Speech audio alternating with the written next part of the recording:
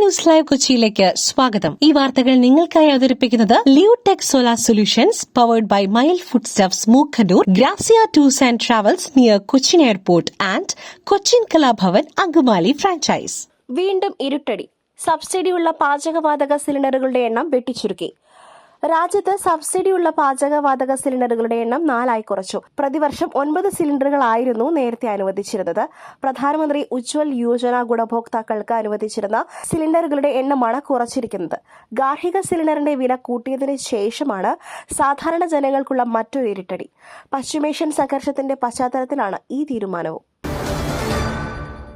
IAS തലപ്പത്ത് വൻ അഴിച്ചുപണി. B Ashok ഉന്നത വിദ്യാഭ്യാസ വകുപ്പ് പ്രിൻസിപ്പൽ സെക്രട്ടറി, N പ്രശാന്ത് കായിക വകുപ്പ് സ്പെഷ്യൽ സെക്രട്ടറി.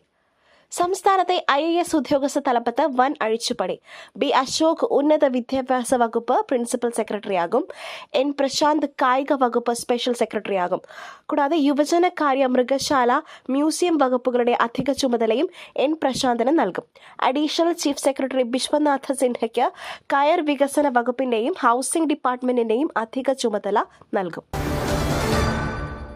ശബരിമല ദ്വാരപാലക ശില്പപാളി കേസ് അന്വേഷണം അവസാന ഘട്ടത്തിലെന്ന് SIT. 2025 ശബരിമലയിലെ ദ്വാരപാലക ശില്പം കൊണ്ടുപോയ സംഭവത്തിൽ അന്വേഷണം അവസാന ഘട്ടത്തിലെന്ന് SIT. കുറ്റകൃത്യത്തിൽ ഏർപ്പെട്ടവരുടെ വിശദാംശങ്ങൾ അടുത്ത റിപ്പോർട്ടിലൂടെ അറിയിക്കുമെന്നും SIT വ്യക്തമാക്കി. സ്വർണം പൊതിഞ്ഞ ചെമ്പുപാളികളെക്കുറിച്ച് അന്വേഷണം നടത്തും. 1998 ചെമ്പുപാളികളിലേക്കും അന്വേഷണം നടത്തും. ചെന്നൈ കേന്ദ്രീകരിച്ച് അന്വേഷണം വേണമെന്ന് SIT ആവശ്യപ്പെട്ടു.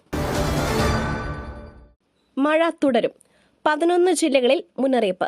വടക്കൻ കേരളത്തിൽ തീവ്ര മഴയ്ക്ക് സാധ്യത. സംസ്ഥാനത്ത് ഇന്നും ശക്തമായ മഴ തുടരും. വടക്കൻ കേരളത്തിൽ ഇന്ന് തീവ്ര മഴയ്ക്ക് സാധ്യത എന്നാണ് കേന്ദ്ര കാലാവസ്ഥാ വകുപ്പിന്റെ മുന്നറിയിപ്പ്. ഇന്ന് 11 ജില്ലകളിൽ മഴ മുന്നറിയിപ്പുണ്ട്. അതിതീവ്ര മഴയ്ക്ക് സാധ്യതയുള്ളതിനാൽ കോഴിക്കോട്, കണ്ണൂർ, കാസർഗോഡ് ജില്ലകളിൽ റെഡ് അലർട്ട് പ്രഖ്യാപിച്ചു. ഈ ജില്ലകളിലെ വിദ്യാഭ്യാസ സ്ഥാപനങ്ങൾക്ക് അവധിയാണ്. സുനിൽ കനഗോലുവിനെ കർണാടക മുഖ്യമന്ത്രിയുടെ ഉപദേശകനായി നിയമിച്ചു. ക്യാബിനറ്റ് റാങ്കോടെ നിയമനം. സുനിൽ കനഗോലുവിനെ കർണാടക മുഖ്യമന്ത്രിയുടെ ഉപദേശകനായി നിയമിച്ചു. ക്യാബിനറ്റ് റാങ്കോടെയാണ് നിയമനം. കോൺഗ്രസിന്റെ തെരഞ്ഞെടുപ്പ് തന്ത്രജ്ഞനായിരുന്നു സുനിൽ കനഗോലു. കർണാടകയിൽ കോൺഗ്രസിനെ അധികാരത്തിലെത്തിച്ച ബുദ്ധി കേന്ദ്രമായിരുന്നു സുനിൽ കനഗോലു. 2016 തമിഴ്നാട് തെരഞ്ഞെടുപ്പായിരുന്നു സുനിൽ കനഗോലുവിന് ലഭിച്ച ആദ്യത്തെ ദൌത്യം. MK സ്റ്റാലിന് തിരഞ്ഞെടുപ്പ് തന്ത്രങ്ങൾ ഒരുക്കിയാണ് സുനിലിന്റെ വരവ്.